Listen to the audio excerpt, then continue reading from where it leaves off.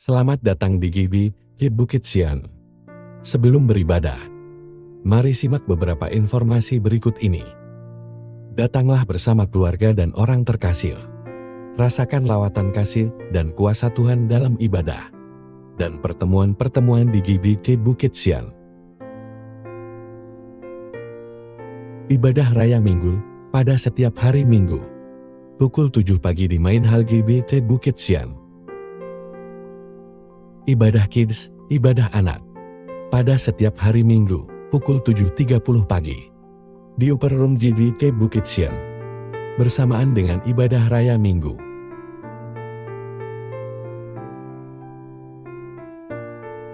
Ibadah Youth, ibadah pemuda. Pada minggu kedua dan keempat setiap bulan. Pukul 10 pagi di Main Hall GBI Bukit Sian. Doa malam, pada setiap hari Rabu, pukul 7 malam di Main Hall GBI Bukit Sian. Dan juga melalui Zoom dengan meeting ID yang tertera. Dana sosial Bukit Sian Family. Dengan Rp50.000 per keluarga setiap bulan. Kita dapat membantu keluarga Bukit Sian lainnya. Dan juga berpartisipasi dalam kegiatan sosial Bukit Sian Family. Pelayanan pastoral lainnya, seperti pelayanan keluarga, ibadah keluarga, doa khusus, konseling, pendampingan, dan bimbingan rohani. Dapat menghubungi tim Gembalo atau Majelis GBI Bukit Sian. Informasi lainnya akan disampaikan setelah ibadah selesai nanti. Selamat mengikuti ibadah sesaat lagi. Tuhan Yesus memberkati kita semua. Selamat pagi Bapak Ibu Saudara. Ya, anak sekolah minggu dipersilahkan. Iya. Baik Bapak Ibu Saudara, kita akan membaca di dalam Markus 5 ayat 18 sampai 20. Baik, kita sama-sama berdiri. Injil Markus pasal 5 ayat 18 sampai 20. Kita baca sama-sama, mulai. Pada waktu Yesus naik lagi ke dalam perahu, orang yang tadinya kerasukan setan itu meminta supaya diperkenankan menyertai dia. Yesus tidak memperkenankannya, tetapi ia berkata kepada orang itu, "Pulanglah ke rumahmu, kepada orang-orang sekampungmu, dan beritahukanlah kepada mereka segala sesuatu yang telah diperbuat oleh Tuhan atasmu, dan bagaimana ia telah mengasihani engkau." Orang itu pun pergilah dan memberitakan di daerah Dekapolis segala apa yang telah diperbuat Yesus atas dirinya, dan mereka semuanya menjadi heran. Amin. Silakan duduk. Berbahagialah setiap orang yang telah membaca, mendengar, dan melakukan firman Tuhan. Tuhan Yesus memberkati. Puji Tuhan. Hari ini saudaraku, firman Tuhan mengoreksi kita agar kita mengevaluasi, mengoreksi diri kita. Apakah kita telah memperhatikan keluarga dengan baik? Ini bukan hanya tertuju kepada kepala keluarga, tapi juga kepada ibu rumah tangga, dan bukan hanya kepada orang tua, tapi juga kepada anak-anak. Anak-anak juga harus memperhatikan keluarga, memperhatikan keadaan keluarga. Nah, masing-masing kita coba tanyakan pada diri sendiri pagi hari ini, apakah saya telah memperhatikan keluarga saya dengan baik? Ya. Apakah saya sudah peduli dengan keluarga saya? Saudaraku, ini pertanyaan. Kita lewati 11 bulan. Dan kita coba periksa diri. Karena 11 bulan sudah kita jalani, masih ada kesempatan untuk memperbaiki, bahkan memperbaiki bukan hanya untuk sampai Desember, tapi untuk selamanya. Ya. untuk seterusnya. Saudaraku, gereja yang kuat terdiri dari keluarga-keluarga Kristen yang sehat. Jadi gereja yang kuat terdiri dari keluarga-keluarga Kristen yang kuat, yang sehat. Keberadaan gereja tidak bisa dipisahkan oleh kehidupan keluarga jemaatnya. Ya, coba saudara perhatikan gereja-gereja, walaupun gereja yang arahnya anak-anak muda, ada beberapa gereja, tapi ternyata di sana yang ibadah kan bukan kaum muda semua, bukan anak SMA atas SMP, bukan. Ada keluarga-keluarga muda, gitu ya. Ada keluarga-keluarga muda, ada bahkan banyak keluarga-keluarga muda, bukan kaum muda yang masih sekolah, bukan. Tapi terdiri dari keluarga. Ya.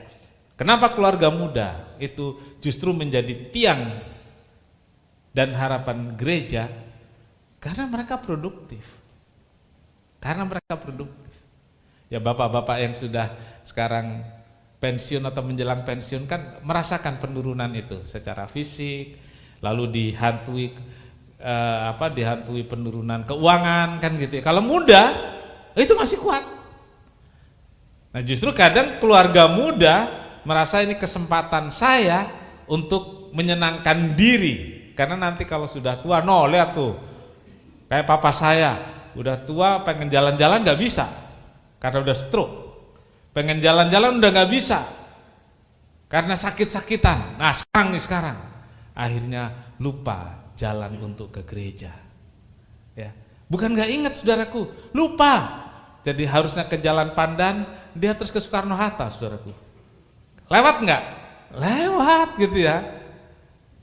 Harusnya dia ke Jalan Pandan, atau dia terus lewat tol maksudnya. Lewat tol terus ke puncak. Kenapa? Saya masih muda, saya punya kesempatan. Saudaraku, kita semua memiliki kesempatan yang sama, tapi yang muda itu memiliki kesempatan lebih. Ya, waktunya masih panjang dan masih usia produktif dalam segala hal. Produktif itu bukan soal ekonomi saja. Soal ekonomi ya, tapi produktif juga dalam pelayanan, produktif juga dalam kerja dan lain sebagainya. Saudaraku, keluarga merupakan institusi pertama yang dibentuk oleh Allah. Terlebih keluarga berfungsi menjadi tempat pertama bagi Allah untuk menanamkan nilai-nilai kemanusiaan.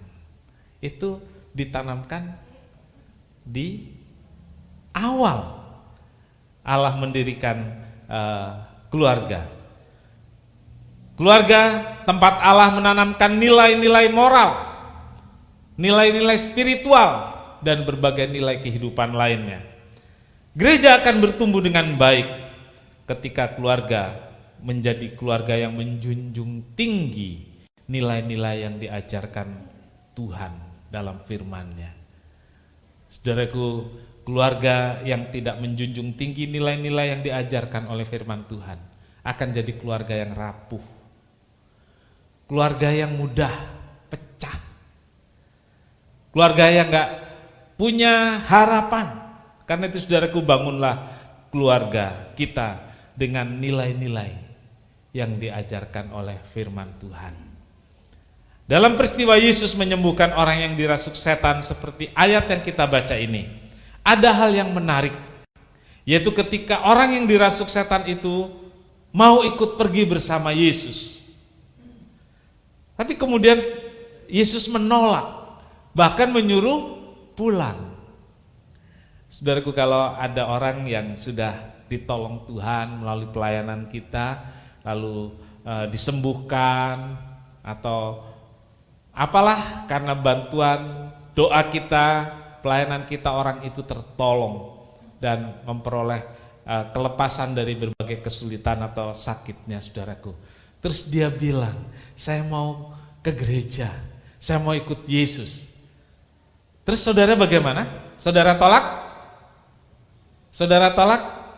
Saya bilang ngajak 100 orang aja belum tentu satu yang mau, ada satu orang yang mau, masa ditolak? Kan gitu ya? Iya, pasti kita dengan senang hati. Yuk, kalau perlu saya jemput, kan gitu. Saudaraku, ada banyak gereja-gereja penduduknya, jemaatnya bertambah karena rajinnya jemaat. Ajak orang ke gereja dan sampai dijemput, saudaraku.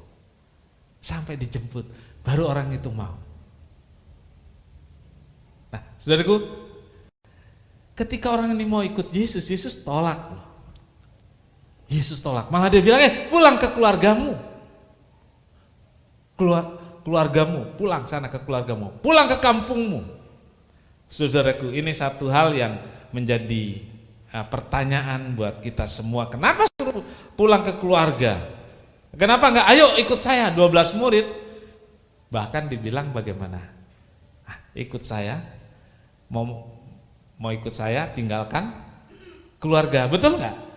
Ya, tinggalkan keluarga. Bahkan Tuhan bilang kalau yang ikut saya meninggalkan keluarga, meninggalkan ini dan itu akan dibalas dengan berapa? 30, 60 kali lipat dan 100 kali lipat. Yang ini mau ikut, pulanglah urus keluargamu.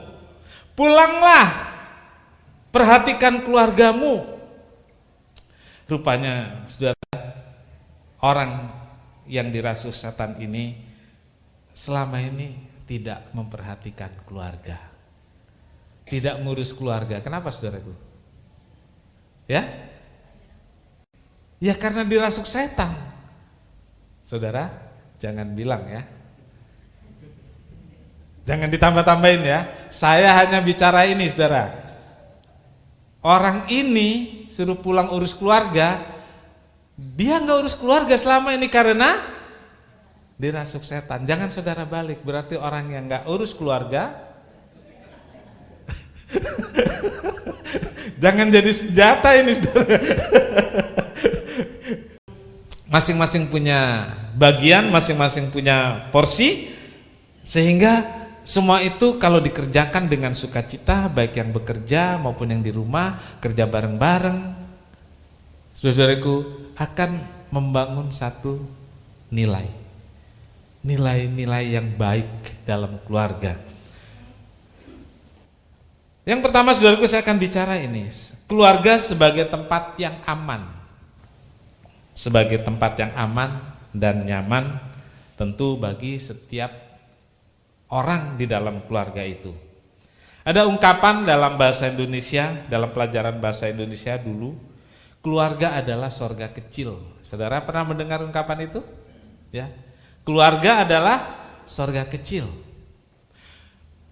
Ada suami istri yang berantem dulu di kampung ya. Dia bilang, di rumah udah kayak neraka dunia.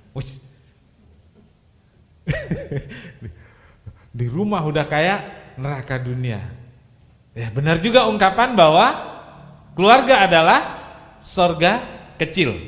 Dan itu tidak datang dengan sendirinya, itu dibangun atau diciptakan. Tidak ada syarat dan ketentuan yang disertakan dalam ungkapan keluarga adalah sorga kecil. Itu tidak ada syarat, tidak ada ketentuannya. Misalnya keluarga yang kaya, ya, keluarga yang kaya adalah sorga kecil. Atau keluarga bangsawan adalah sorga kecil. Keluarga yang punya rumah 4 lantai adalah sorga kecil. Enggak ada. Ya, ungkapan itu hanya berkata keluarga adalah sorga kecil. Jadi berlaku umum untuk setiap keluarga.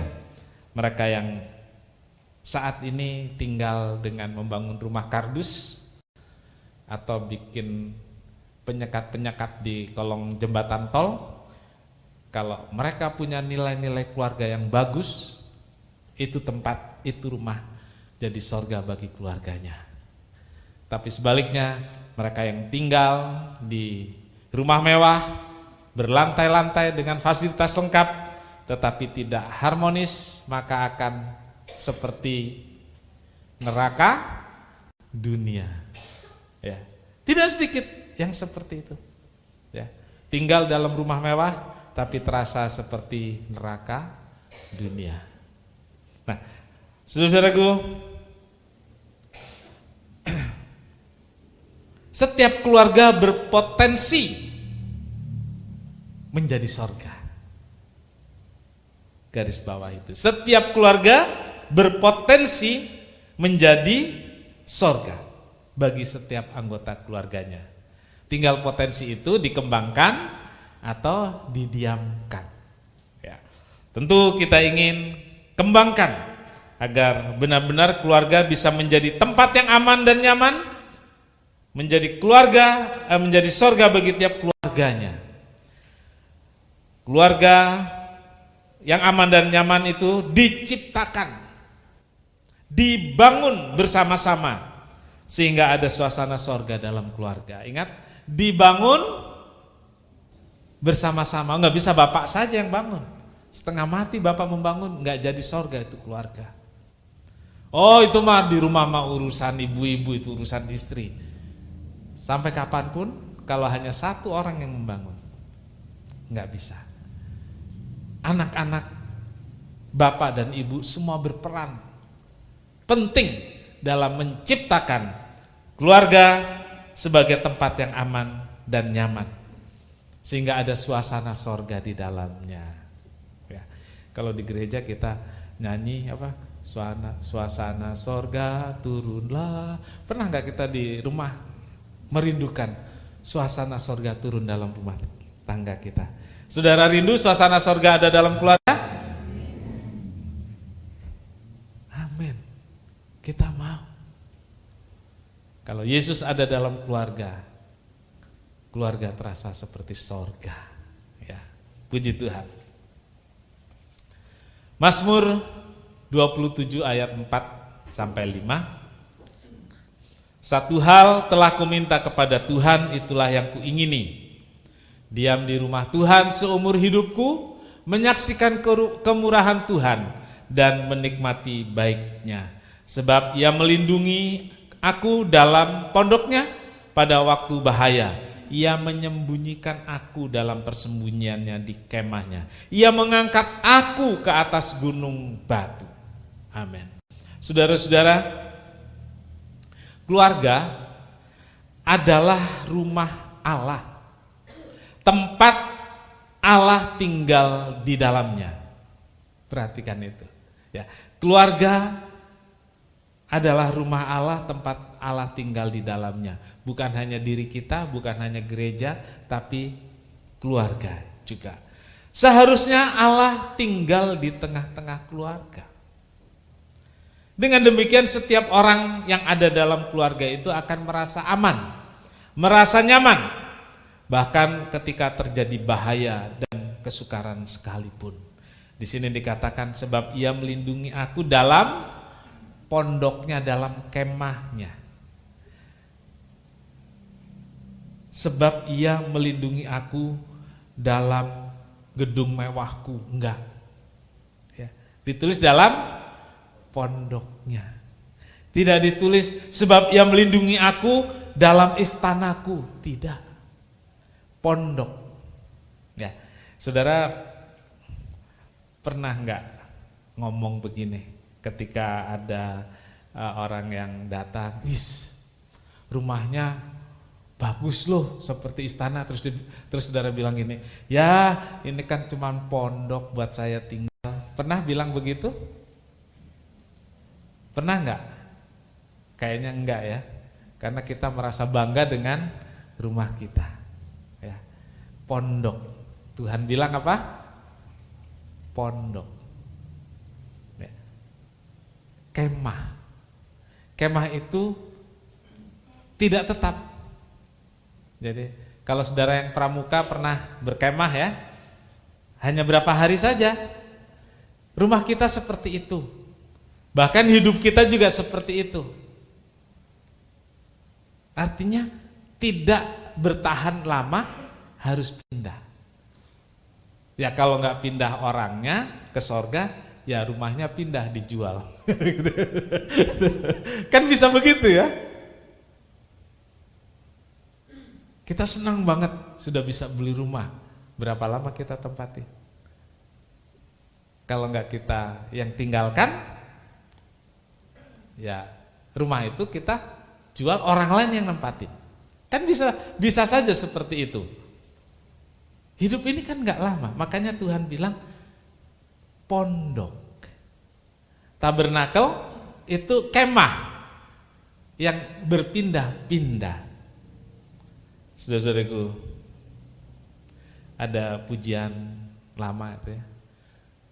Saya selalu kiri, ini mau dinaikin. Dia pindah sendiri sih. Ku sungguh senang dengan pondok di sini, sedikit perak dan sedikit emas.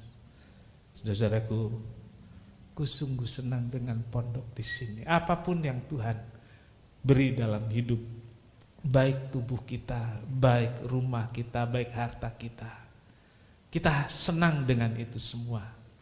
Tapi ketika kita melihat rumah di sebelah bukit, ketika kita ingat rumah di sorga, kita akan merasakan bahwa yang di sini benar-benar sementara. Di refnya pujian itu mengatakan, kulihat rumah yang di sebelah bukit, di negeri indah, serta Yesuslah. Sekali di sana tanpa satu tangisan, jalan di jalan emas sungguh. Itu pujian yang sangat memberi harapan pada kita. Pondok, seindah apapun hidup kita, seberhasil apapun karir kita di dunia ini, itu hanya sementara, hanya pondok saja. Yang penting adalah bagaimana kita membangun nilai-nilai di pondok itu, di keluarga itu. Kita bukan bangsawan, kita bukan konglomerat yang bisa meninggalkan harta warisan kepada anak atau keluarga kita. Tetapi kita semua bisa meninggalkan warisan nilai-nilai. Nilai-nilai yang baik bagi keluarga kita, bagi rekan-rekan kita. Kita bisa mengajarkan nilai-nilai itu kepada anak-anak kita, sehingga keluarga menjadi satu rumah yang aman, tempat yang nyaman. Di sini dikatakan, ia menyembunyikan aku dalam persembunyiannya. Ya, ia menyembunyikan aku dalam persembunyiannya. Di mana? Di pondok, saudaraku, di kemahnya. Jadi keluarga harus menjadi benar-benar tempat yang nyaman, saudaraku. Sehingga waktu badai melanda, ada tempat bersembunyi di sana, aman dan nyaman. Saudaraku, ia melindungi aku dalam pondoknya pada waktu bahaya. Dia melindungi aku dalam pondoknya waktu bahaya. Jadi saudaraku, dia tempat persembunyian.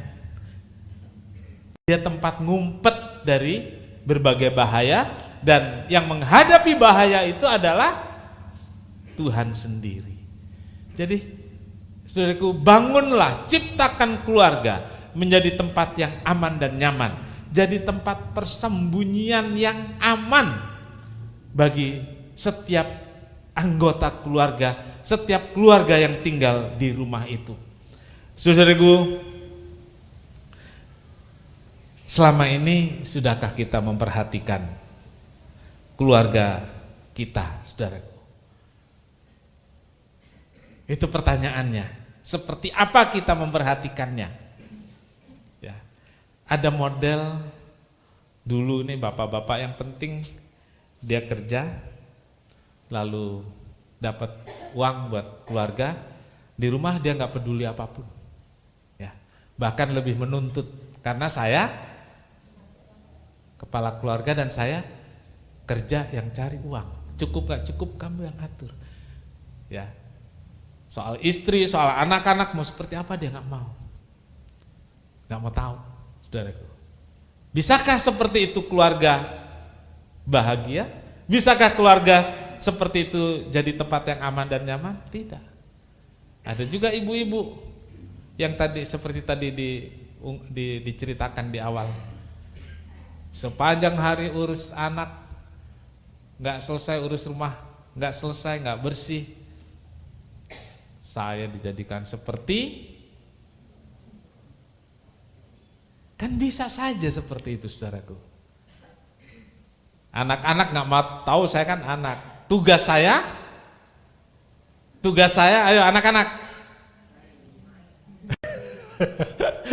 Tugas saya sekolah, pulang sekolah, main. Dan memang termasuk saya nih. Saya membebaskan waktu kecil ya, kalau pagi atau apa, yang penting anak sekolah. Kalau malam yang penting anak belajar. Tapi lama-lama saya pikir nggak bisa seperti itu. Waktu kecil di rumah bangun tidurku terus mandi itu nggak ada, saudaraku. Nggak ada. Coba yang dari kampung bangun tidurku terus mandi ada nggak? Nggak ada. Kalau anak sekarang iya bangun tidur, ku terus mandi gitu. Malah ada yang nggak mandi loh, langsung sekolah. Ayo ada nggak? Ada ya? Yang ngomong ada itu bapak aja lagi.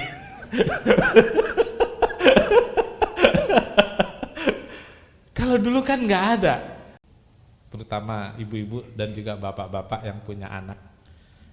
Sepanjang hidupnya dia mikirin anak. Bahkan ketika anak itu sudah punya anak, jadi udah apa itu? Dia tetap pikirin anaknya, gitu.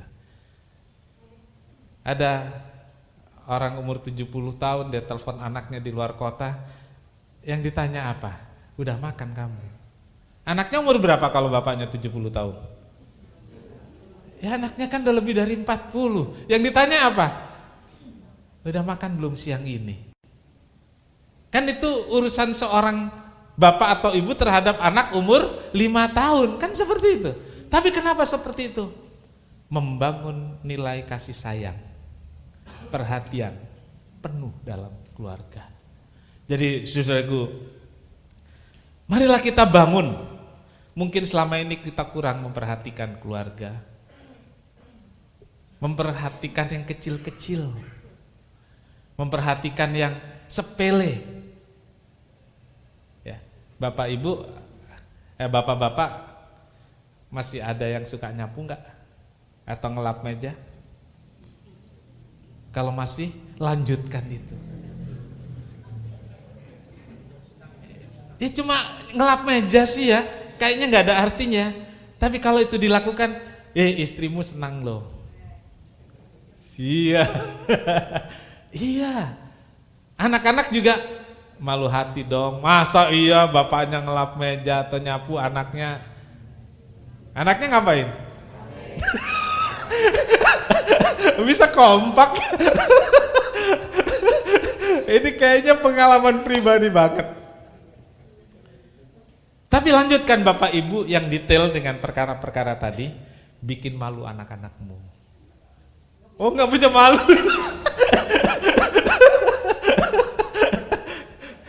Tapi setidaknya itu jadi contoh yang baik supaya berikut mereka juga belajar. Kan begitu. Tapi jangan sambil ini meja kotor ini. Ya nggak jadi contoh kan gitu ya. Ini debunya. Ya nggak jadi contoh itu, gitu nggak jadi contoh. Saudaraku, kenapa saya setelah anak-anak sekolah, saya ambil S2, ambil S3. Kenapa tahu nggak saudaraku? Saya suruh anak saya belajar, saya nonton TV, yang dia nggak mau belajar. Saya baca koran, anak nggak mau belajar. Gitu. Jadi kan hidup kita masing-masing, yang bapak, yang ibu, yang anak, ya contoh bagi yang lain. Jadi kita bisa melakukan sesuatu yang berguna, membangun nilai-nilai dalam keluarga, membuat keluarga jadi tempat yang aman, menjadi tempat yang nyaman, keluarga menjadi sorga kecil. Saudaraku, saya terkesan sekali. Ini contoh real di jemaat kita. Saya berkunjung waktu itu di jam sore, antara jam 6 jam 7 sore. Di keluarga itu tinggal di pinggir jalan, ya, tinggal di pinggir jalan, dan kerjanya tambal ban. Udah saya kasih tahu sampai ke situ. Dan tinggal di belakang tempat tambal ban itu cuman pakai emperan saja. Lalu saya berkunjung dengan istri. Di tengah ruangan yang kecil itu ada makanan. Nah, mereka sedang memanggil anak-anak kumpul. Saya lihat anak-anak kumpul semua, ya, anaknya yang tidak sedikit itu. Sama suami istri, Pak, kami mau makan, sekalian makan, Pak, ya. Terus saya yang pimpin doa, saudaraku. Saudaraku, hati saya jarang-jarang saya sendiri waktu itu untuk bisa makan bareng dengan anak-anak, kecuali waktu tertentu. Jadi mereka katanya tiap malam ya makannya begitu. Kalau saya kan kalau ada kebaktian sore ya anak makan duluan sudah, gitu ya. Siang anak sekolah. Atau saya pergi besuk, anak makan sendiri. Tinggalin makanan. Tapi saya lihat keluarga ini keluarga tinggal di pinggir jalan dengan pekerjaan yang seperti itu. Saya ngiri dengan nilai-nilai yang ada. Makan bersama, doa bersama. Saudara pikir dia makan bistik di sana? Dia makan capcay, babi kecap? Saya melihat sendiri lauknya. Indomie direbus sama daun sesim. Hanya itu. Dan mereka makan dengan gembira. Dan saya menemani makan juga. Jadi jangan saudara pikir Pak Pendeta itu makannya emas dan perak. Sampai kalau ada yang masak di rumah gak mau ngirim karena Pak Pendeta ntar gak doyan. Saudaraku, saya nemani makan sampai hari ini. Peristiwa itu sudah 30 tahun, saudara. Tapi masih ada gambaran di kepala saya. Bagaimana mereka duduk sama-sama, anak-anak bersama-sama. Keluarga adalah sorga kecil. Tuhan Yesus memberkati.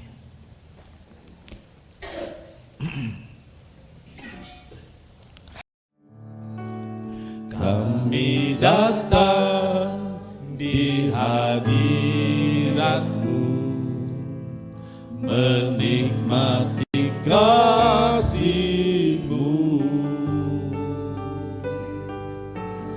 membawa seisi rumahku, sujud menyembah-Mu. Ini keluargaku Tuhan, ini keluargaku Tuhan. Berkati dan lindungi semua, jagaiku dan seisi rumahku.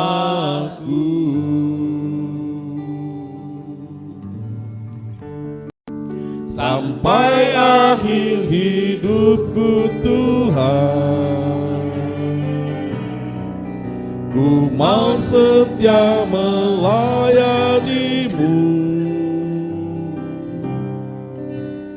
Ku bahagia jadi keluarga Allah. Ini keluargaku Tuhan, ini keluargaku Tuhan. Amin. berkati dan lindungi semua. Jagaiku dan seisi rumahku. Amin. Oh, sampai akhir hidupku Tuhan, ku mau setia melayanimu. Ku bahagia jadi keluarga Allah. Terima kasih Yesus. Kita sama-sama berdiri. Bapak Ibu, mari kita merendahkan diri. Haleluya Yesus. Kita masih jauh dari sempurna. Keluarga kita juga masih belum sempurna. Mari kita bangun sama-sama. Kita bangun bersama, baik suami, istri, anak-anak. Ayo bangun keluargamu menjadi satu tempat yang nyaman, satu tempat yang aman. Bangun keluargamu menjadi sorga kecil di bumi ini.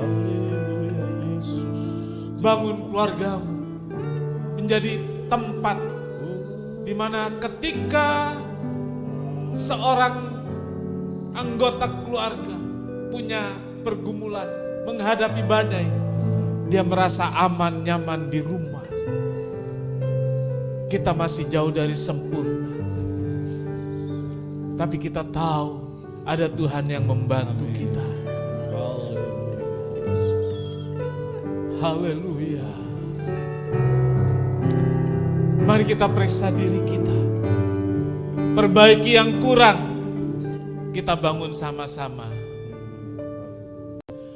Kami datang di hadirat-Mu, menikmati kasih-Mu, membawa seisi rumahku, sujud menyembah. Oh, ini keluargaku, ini keluargaku Tuhan. Berkati dan lindungi semua, jagaiku dan seisi rumahku.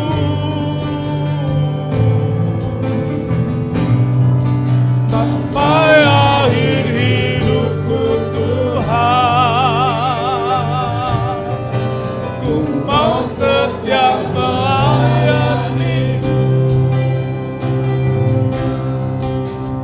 Ku bahagia jadi keluarga Allah. Di refnya kita berkata, ini keluargaku Tuhan. Mana keluargamu? Mana? Ayo hampiri satu sama lain. Yang berjauhan silakan mendekat dengan orang tuanya, dengan anak-anak. Silakan.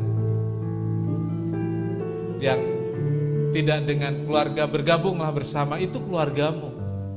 Ya, Pak Oka bisa dengan Pak Temi. Ya. Pegang tangannya masing-masing. Berpegangan tangan suami istri, anak-anak. Katakan pada Tuhan, ini keluargaku Tuhan. Berkati. Terima kasih. Haleluya. Haleluya. Haleluya. Haleluya. Terima kasih Yesus. Ini keluargaku Tuhan. Berkati dan lindungi semua,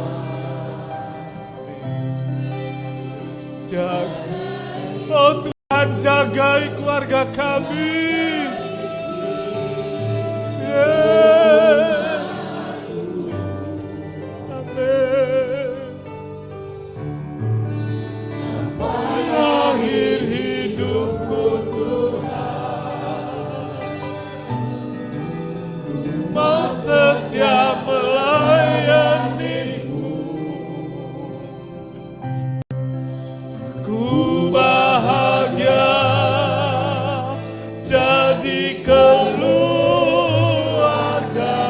Allah. Sekali lagi, ini keluargaku. Ini keluargaku Tuhan. Berkati dan lindungi semua. Jagaiku dan seisi rumahku. Amin. Akhir hidupku Tuhan, mau setia melayani-Mu. Ku bahagia jadi keluarga. Katakan ku bahagia. Amin.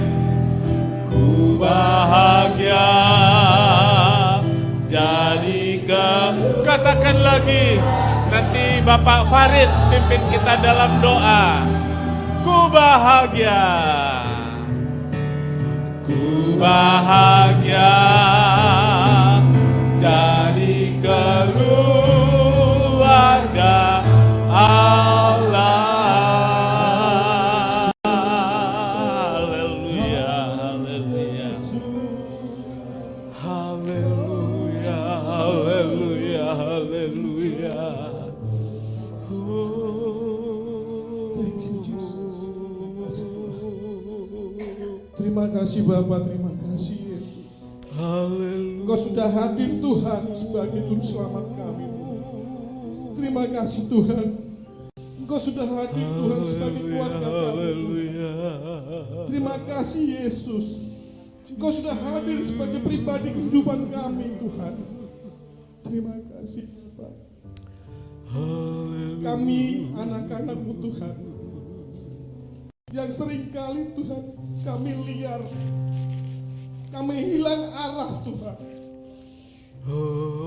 Kami gak tahu tujuan kami Yesus. Kami gak punya keluarga, kami gak punya siapa-siapa.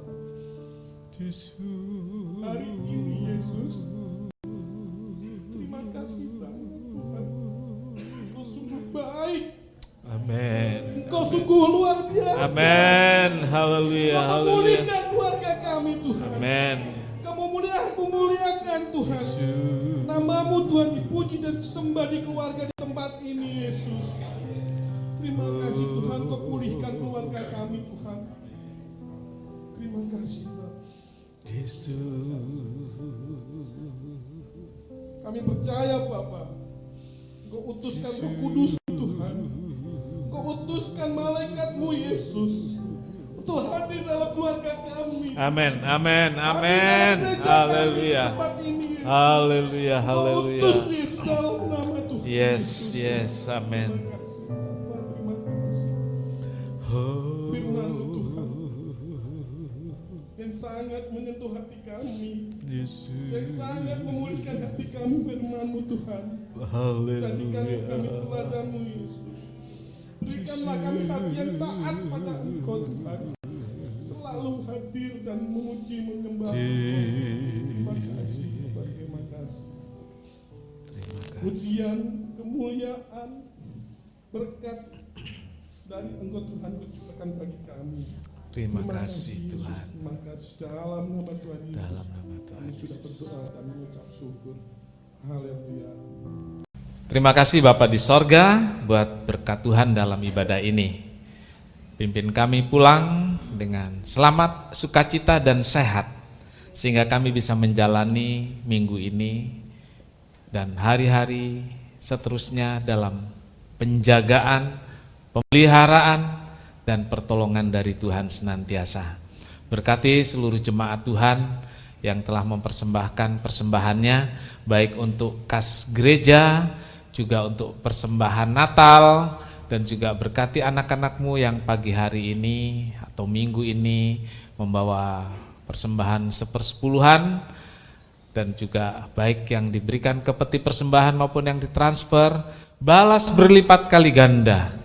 Tuhan dimuliakan, penuhi segala kebutuhan anak-anakmu, dan tolonglah ketika mereka menghadapi berbagai kesukaran dan bahaya. Terima kasih Tuhan, terima kasih. Untuk acara Natal, Tuhan Yesus berkati panitia, berkati persiapan-persiapannya. Terima kasih, segala puji bagi Tuhan.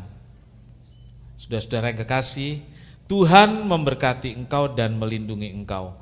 Tuhan menyinari engkau dengan wajahnya dan memberi engkau kasih karunia.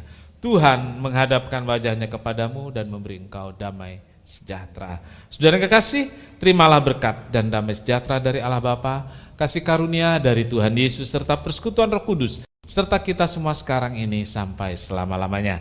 Doa kami alaskan dalam satu nama, yaitu di dalam nama Tuhan Yesus Kristus Juru Selamat dan Penebus kami berdoa. Bapa kami yang di sorga, dikuduskanlah namamu, datanglah kerajaanmu, jadilah kehendakmu di bumi seperti di sorga. Berikanlah kami pada hari ini makanan kami yang secukupnya, dan ampunilah kami akan kesalahan kami, seperti kami juga mengampuni orang yang bersalah kepada kami. Dan janganlah membawa kami ke dalam pencobaan, tetapi lepaskanlah kami daripada yang jahat.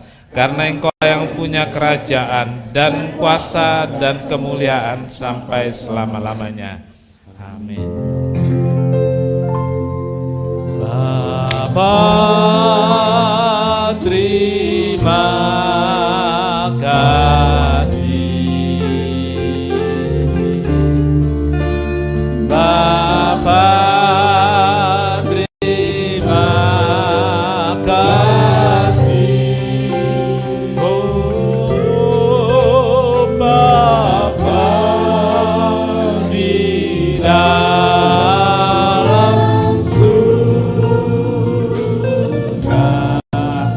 ku berterima kasih.